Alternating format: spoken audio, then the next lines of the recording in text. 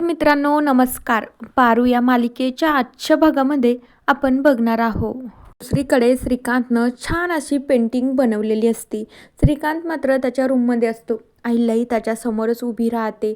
अहिल्या मात्र तिच्याच विचारात असते. तर त्यावेळी श्रीकांत म्हणतो, पारूनं मला जे रंग दिले आहे ना त्यांनीच मी पेंटिंग काढले. बघ ना अहिल्या, किती छान माझी पेंटिंग आली आहे. खरंच त्या मुलीला ना खरंच खूप कळतंय बरं का. कुठली गोष्ट कुणाच्या उपयोगाची आहे, कुठली गोष्ट कुणासाठी चांगली नाही, त्या मुलीला बरोबर कळते. खरंच अहिल्या ती मुलगी खरंच खूप गुणाची आहे.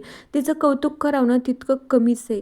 आणि मग त्यावेळी अहिल्या फक्त श्रीकांतकडे बघू लागते, कारण की तिला पारूचं नाव जरी ऐकलं ना तर तिला अजिबात आवडत नाही, कारण की त्या मुलीनं अहिल्याचा खूप मोठा विश्वासघात केला आहे. त्यामुळे अहिल्याला तिचं नाव ऐकण्याची पण इच्छा नसते. तर अहिल्या काहीच बोलत नाही, फक्त श्रीकांतने जी पेंटिंग बनवलेली असते तिच्याकडेच ती बघत उभी राहते.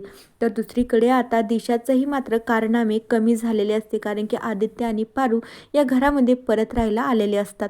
तर त्यावेळी पारू मात्र दिशासाठी छोटंसं का होईना पण गिफ्ट घेऊन जाते. तर त्यावेळी पारूने जे गिफ्ट नेलेलं असते त्याच्यामध्ये घड्याळ असती.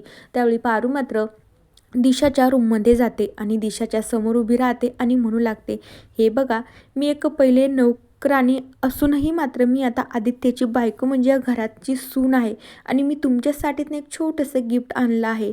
तर त्यावेळी पारू मात्र तिनं जी घड्याळ आणलेली असते ती दिशाच्या हातावर ठेवते.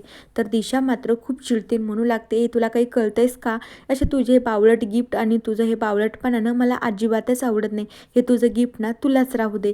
पण त्यावेळी पारू म्हणू लागते, दिशा मॅडम, कसं आहे ना, मी जे तुम्हाला गिफ्ट देते ना ते तुमच्यानं खरंच खूप कामी येणार आहे, कारण की याच्यामध्ये घड्याळ आहे. आता ना तुमच्या घरातली ना वेळ खूप लवकर संपणार आहे आणि तुम्हाला ना मी लवकरात लवकर या घरातून काढून देणार आहे. त्याच्यामुळं प्लीज माझं गिफ्ट तुम्ही स्वीकार कराल का? कारण की या गिफ्टची ना तुम्हाला खूप गरज पडणार आहे, कारण की याच्यामध्ये बघून तुम्हाला लक्षात तरी येईल की आपली वेळ आता थोड्या दिवसच राहिली आहे. त्यावेळी पारू तर मात्र हे सगळं आनंदात येऊन बोलत असते. तर दिशा खूप रागाने पारूकडे बघू लागते. तिला ना पारूचा खूप राग येत असतो आणि दिशाला मात्र ना गिफ्ट घ्यायची इच्छाच नसते. आता तिच्या डोक्यात एक घुसते, ही मुलगी घरात राहायला येऊन 4-5 दिवस झाले नाही, ही मला बाहेर काढण्याच्या धमक्या देते किंवा मला सांगते, मला घड्याळ गिफ्ट देते. माझी वेळ काय संपणार आहे? मीच तुला परत एकदा त्या अहिल्याच्या डोक्यात घालते आणि तुला आणि त्या बावळट आदित्यला या घराच्या बाहेर काढून टाकते, कारण की हे किर्लोस्कर जी सगळी प्रॉपर्टी ना मलाच घ्यायची होती अगोदरही आणि आताही मीच घेणार आहे. त्यामुळे दिशाचा हा प्लॅनिंग असते. तर मित्रांनो, बघूया येणाऱ्या भागांमध्ये काय होतंय. तोपर्यंत या मालिकेच्या पुढील भागांच्या अपडेट्ससाठी आपल्या चॅनलला नक्की सबस्क्राईब करा. So bye.